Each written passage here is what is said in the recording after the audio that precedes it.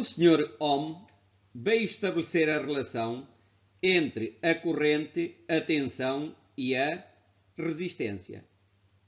Portanto, imaginemos o Sr.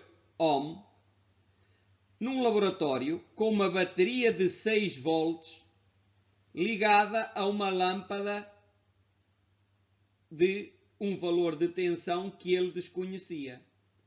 Mas quando aplicou os 6 volts à lâmpada, verificou que a iluminação era muito reduzida. Foi buscar um amperímetro e com o amperímetro mediu a corrente que neste momento atravessava o circuito.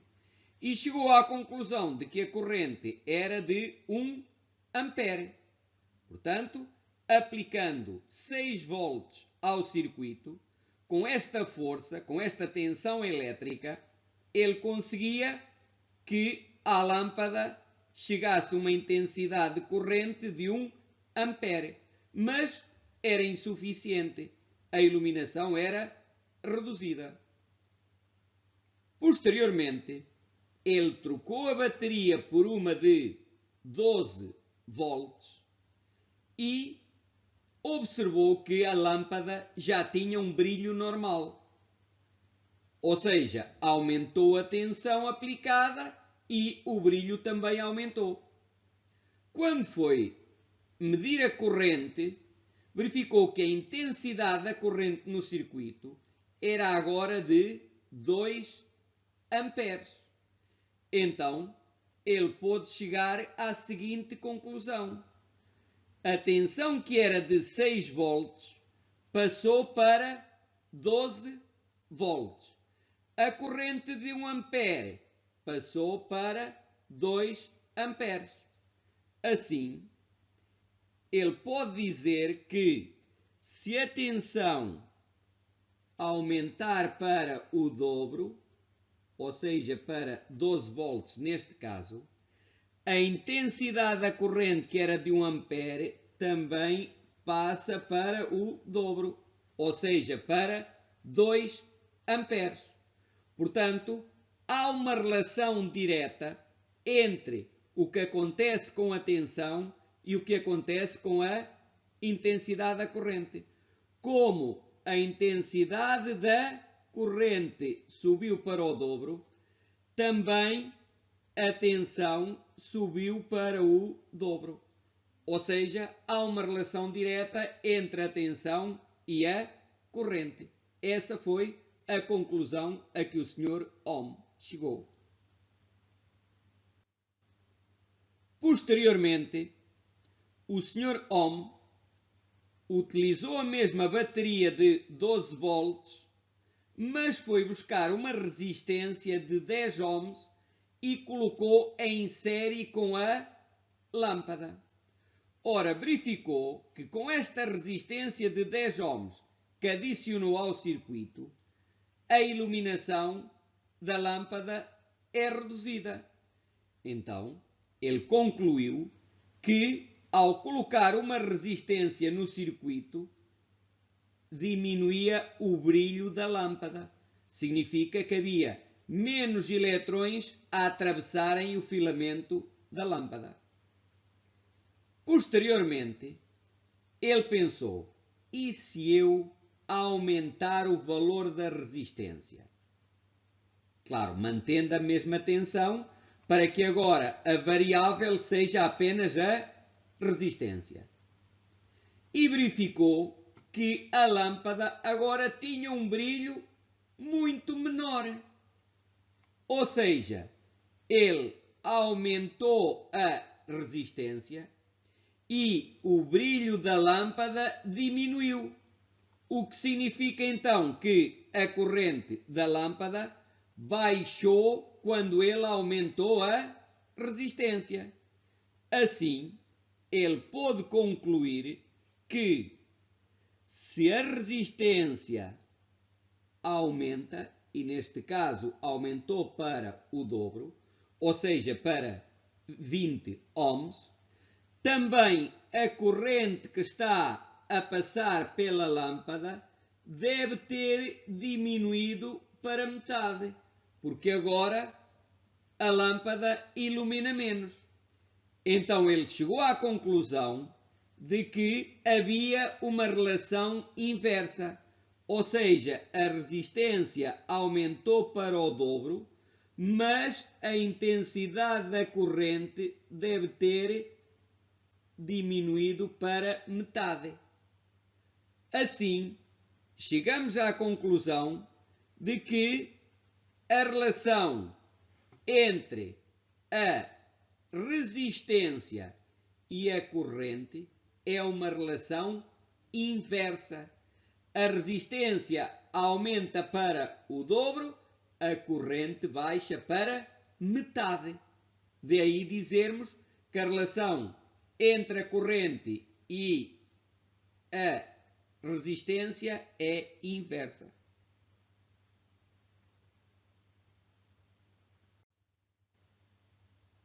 Traduzindo matematicamente a lei de Ohm, nós podemos dizer que a intensidade da corrente é diretamente proporcional à tensão, mas é inversamente proporcional à resistência.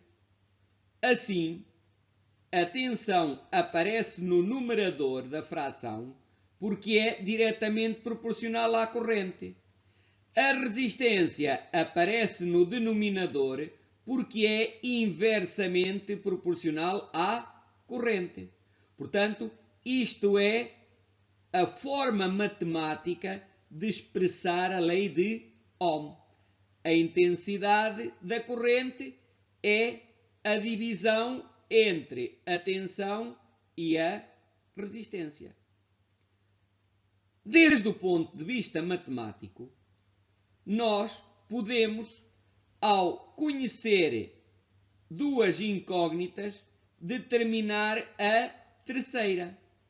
Por exemplo, se a incógnita fosse a tensão, como a tensão está aqui no numerador, a resistência está aqui no denominador, ou seja, a dividir, passaria a multiplicar com a corrente. Assim, se quisermos saber qual é a tensão aplicada ao circuito, basta multiplicar a resistência do circuito pela intensidade da corrente que o atravessa e podemos descobrir qual é o valor da tensão. Se a incógnita fosse a resistência, então a intensidade que está aqui a multiplicar pela resistência passaria para o outro membro a dividir, ficaria debaixo da tensão. Assim, podemos dizer que a resistência do circuito é a tensão a dividir pela intensidade da corrente. Ou seja, R é igual a V sobre I. Portanto, a lei de Ohm permite-nos sempre descobrir qual é a incógnita, conhecendo as outras duas variáveis. A incógnita pode ser a resistência, pode ser a tensão ou pode ser a intensidade da corrente. Temos aqui um triângulo em que podemos descobrir qual é a incógnita. Claro, desde o ponto de vista matemático, talvez isto não seja o mais aconselhável, mas é bastante prático para quem não dominar as equações de primeiro grau. Se quisermos saber a que é igual a tensão, tapamos a tensão e descobrimos que se multiplicarmos a corrente pela resistência, porque está uma ao lado da outra, multiplicam-se, eu posso saber qual é o valor da tensão. Se o objetivo for descobrir qual é a corrente, então a intensidade da corrente é igual à tensão e cá em baixo no denominador fica a resistência. Portanto, I é igual a V sobre R. Da mesma forma, a resistência é igual a V a dividir por I. Portanto, isto permite-nos rapidamente descobrir a que é igual uma incógnita, conhecendo as outras duas.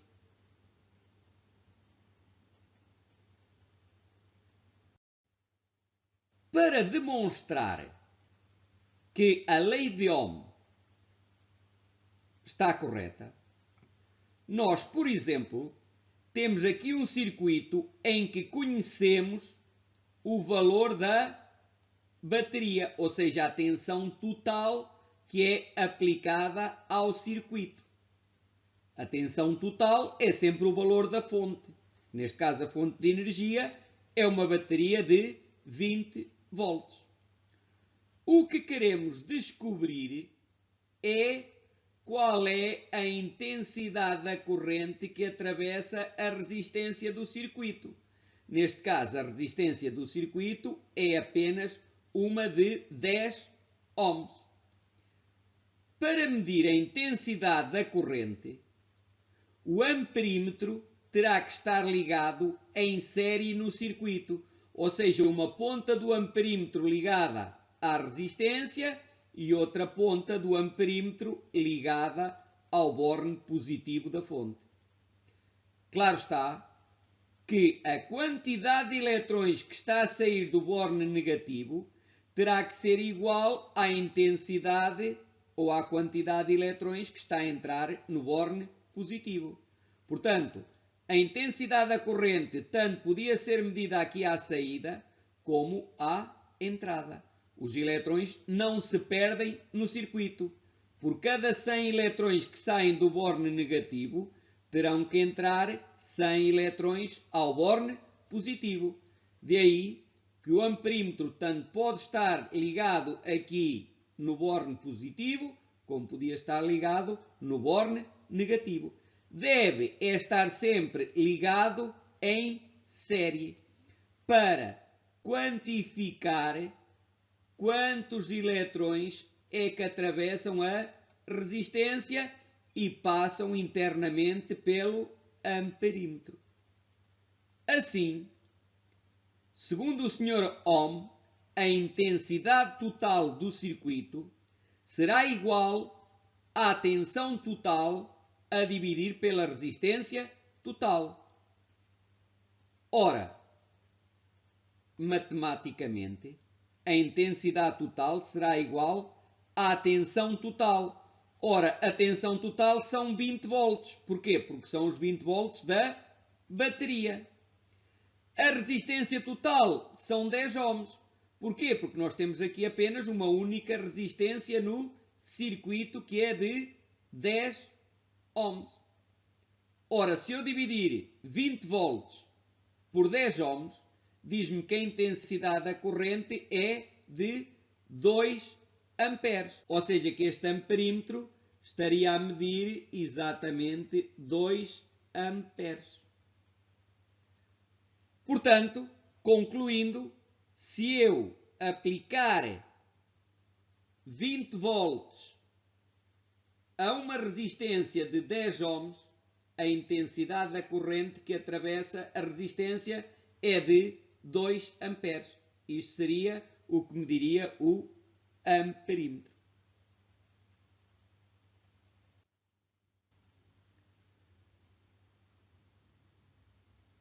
Ora, imaginemos que no circuito conhecemos já qual é o valor da resistência, que são 10 ohms. E o amperímetro media 2 amperes. Portanto, falta-nos é conhecer a tensão total, ou seja, a tensão da bateria. Portanto, vamos colocar o voltímetro com a ponta positiva no borne positivo e a ponta negativa do voltímetro no borne negativo. Uma coisa é medir a tensão, outra coisa é medir a intensidade da corrente. Para medir a intensidade da corrente, o amperímetro é ligado em série no circuito. O voltímetro é ligado em paralelo, porque é para medir um desnível entre dois pontos. Enquanto que o amperímetro é para quantificar quantos eletrões é que estão a passar neste ponto por segundo. Assim, se a incógnita fosse conhecer a tensão total, ou seja, a tensão da bateria, segundo o Sr. Ohm, a tensão é o produto da resistência pela corrente. Claro, na multiplicação podemos aplicar a propriedade comutativa.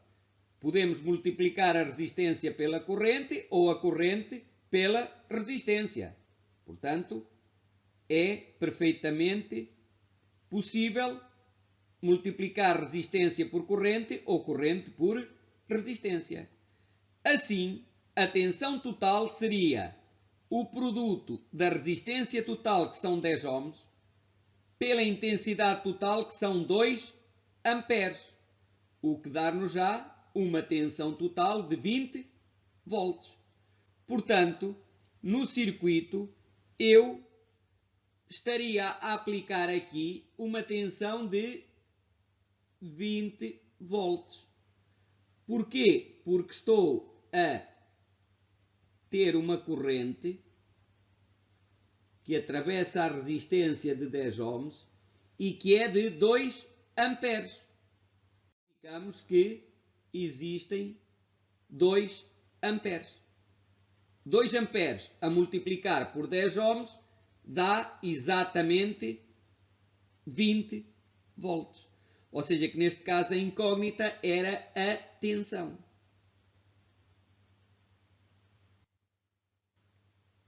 Neste caso, agora, nós conhecemos a tensão da bateria, que são 20 volts, que é a tensão total. Sabemos a intensidade da corrente total, que é a que está a entrar à bateria. Lembremos que é a mesma que vai sair da bateria. Os eletrões não se perdem no circuito. Se saem 100 eletrões por segundo, tem que entrar também 100 eletrões por segundo. De aí a intensidade da corrente poder ser medida no borne positivo ou no borne negativo. Lembremos é que tem que estar sempre em série, porque os eletrões, no seu sentido real, saem do ponto negativo, atravessam a resistência, entram ao amperímetro para ele quantificar. Daí o amperímetro estar sempre ligado em série.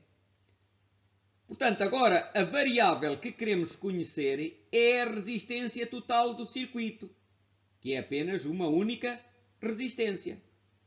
Assim, aplicando a lei de Ohm, a resistência total é igual à tensão total a dividir pela intensidade total. Logo, a resistência total será a tensão total, que são 20 volts, a dividir pela intensidade da corrente, que são 2 amperes. Assim, a resistência total dá um valor de 10 ohms. Ora, se a fonte tiver então 20 volts e tivermos uma corrente de 2 amperes, esta resistência terá que ter um valor de 10 ohms. Assim, comprovamos perfeitamente a lei de Ohm. Neste caso, a variável era a resistência, concluímos que eram 10 ohms, já tínhamos concluído que a intensidade eram 2 amperes quando a resistência tinha 10 ohms e a tensão total eram 20 volts, e também tínhamos descoberto que a tensão total eram 20 volts quando a intensidade total do circuito eram 2 amperes e a resistência valia 10 ohms. Portanto, podemos dizer que está comprovada a lei de Ohm. A lei de Ohm também pode ser utilizada para determinar a tensão que tem um determinado elemento do circuito. Ou seja, já não podemos falar na tensão total. Porque este voltímetro que está aqui colocado no circuito tem uma ponta no extremo da R1 e outra ponta no outro extremo. Portanto, não está ligada à fonte. Não está para medir a tensão total da fonte. Está para medir, sim, a quebra de tensão que tem a resistência. R1 neste caso.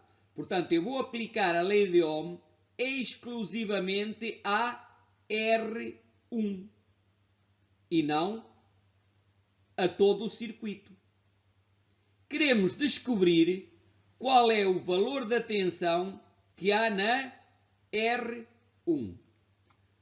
Ora, já dissemos há bocado que os eletrões que saem da fonte são exatamente os mesmos que vão entrar à fonte.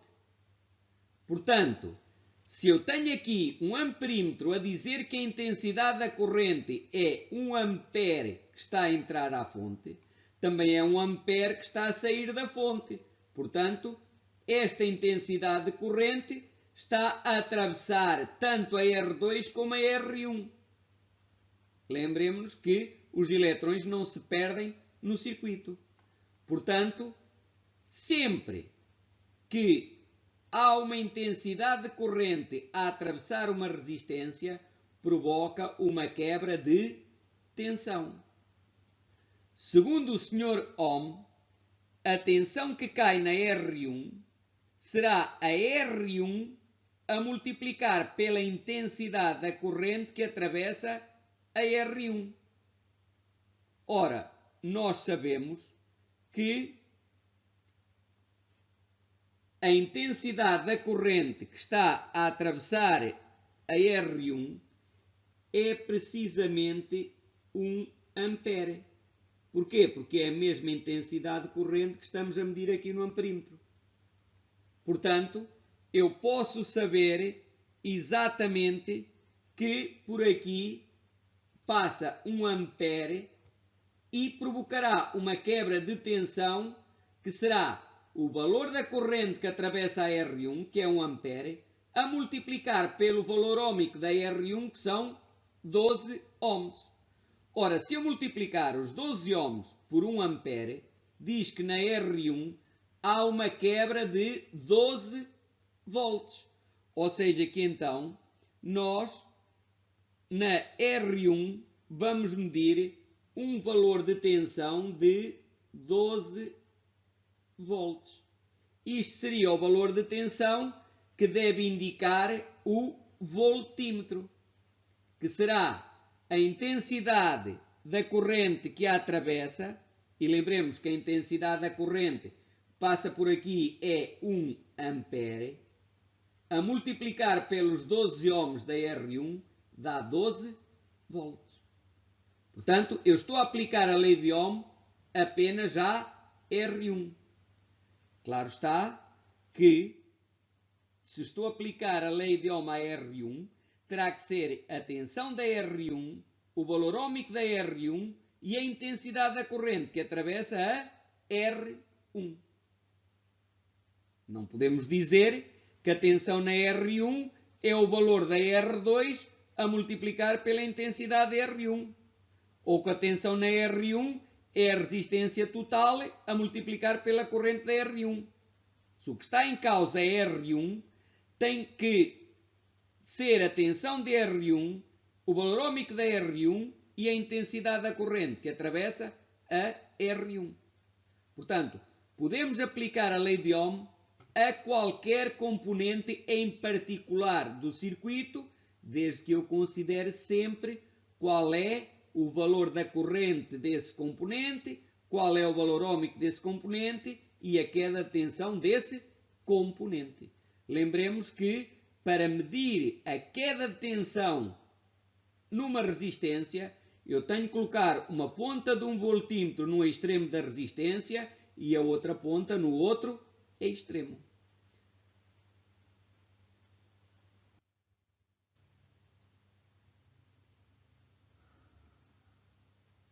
Agora, a incógnita deste circuito é o valor óhmico da R2. Ou seja, que nós queremos saber quanto vale a R2. Para saber o valor óhmico da R2, eu tenho que conhecer a queda de tensão da R2, ou seja, a tensão que mede o voltímetro, tendo uma ponta no extremo da R2 e outra ponta no outro extremo. E neste caso, o voltímetro está a medir uma tensão de 8 volts. Mas também tenho que conhecer a intensidade da corrente que atravessa a R2. Ora, os eletrões que estão a sair do terminal negativo da fonte passam pela R2, vão ser os mesmos que vão passar pela R1, porque estão em série, e vão ser os mesmos que vão atravessar este amperímetro. Portanto, este amperímetro está a dizer que a intensidade da corrente que passou por aqui foi de 1 ampere. É a mesma que está a sair do borne negativo da bateria e que atravessa a R2. Portanto, já sei que a intensidade da corrente na R2 é 1 ampere, porque é o mesmo ampere que está a passar por este amperímetro. Assim, já sei a intensidade da corrente na R2, que, portanto, é igual à intensidade da corrente total que entra à fonte e igual à intensidade da corrente que atravessa a R1. Nós dissemos que, por definição, dois componentes estão ligados em série quando são atravessados pela mesma corrente, que é o que está a acontecer. O Sr. Ohm disse-nos que o valor da R2 encontra-se dividindo a queda de tensão da R2 pela intensidade da corrente que atravessa a R2. Portanto, eu sei que aqui tenho 8 volts. E sei que a intensidade da corrente é 1 ampere. Ora, 8 volts a dividir por 1 ampere diz que a R2 deve ter um valor óhmico de 8 ohms. Ou seja, que então nós chegamos à conclusão de que a queda de tensão que há na R2 é 8 volts. Porquê? Porque quando por aqui passa uma corrente de 1 ampere, que é a mesma corrente que medimos lá em cima, provoca uma quebra de tensão de 8 volts. Assim, conseguimos descobrir qual era exatamente o valor da quebra de tensão na resistência R2 de 8 volts e a intensidade da corrente que atravessa, que é 1 ampere, dá um valor óhmico de R2 de 8 ohms.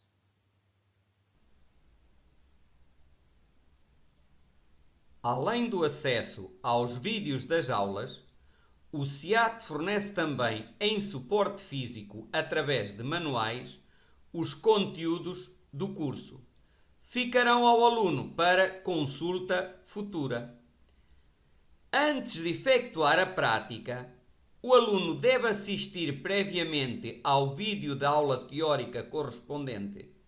Desta forma, o aluno poderá mais facilmente interpretar os resultados alcançados no decorrer do exercício prático.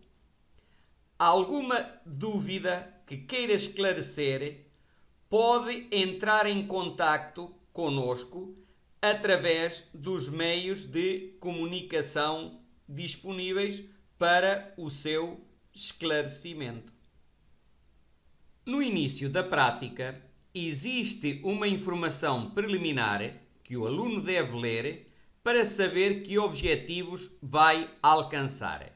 Só posteriormente deve passar ao procedimento prático. é de vital importância seguir por ordem as tarefas indicadas no manual, bem assinaladas com um intervalo entre parênteses. Depois de concluída a tarefa, o aluno deverá marcá-la com X. Deste modo, será mais fácil seguir a ordem das operações. No final da prática, aparecem uma série de questões em que o aluno saberá se os objetivos foram cumpridos ou não através das respostas dadas.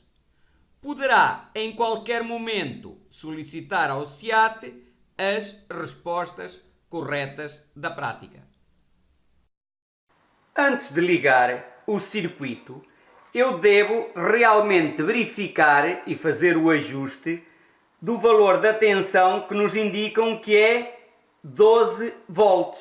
Portanto, com a ponta negativa no comum, que é o ground, GND, e outro no positivo, eu vou ajustar a fonte até ter aproximadamente um valor de tensão de 12 volts. E só depois é que devo ligar o circuito. Portanto, calibramos a fonte no potenciómetro a aproximadamente 12 volts. E agora é que vamos fazer a ligação ao circuito. E notamos que neste momento a lâmpada tem um brilho que podemos considerar como normal.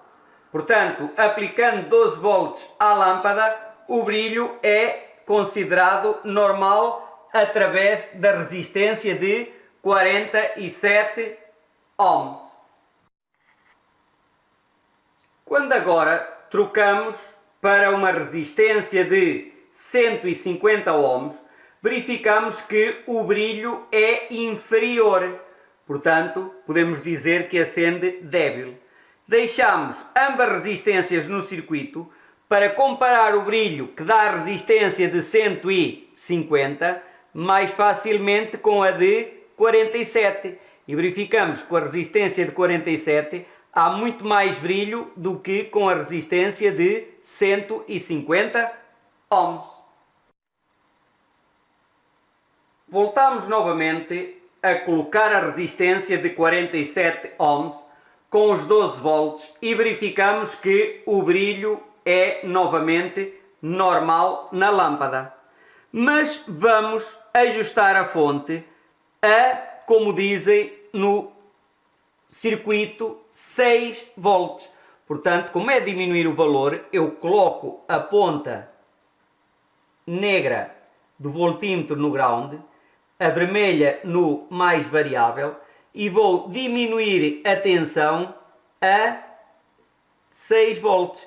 Inclusivamente posso verificar na lâmpada que ao diminuir a tensão, diminui imediatamente o brilho proporcionalmente. Com 6 volts posso dizer que é muito débil o brilho.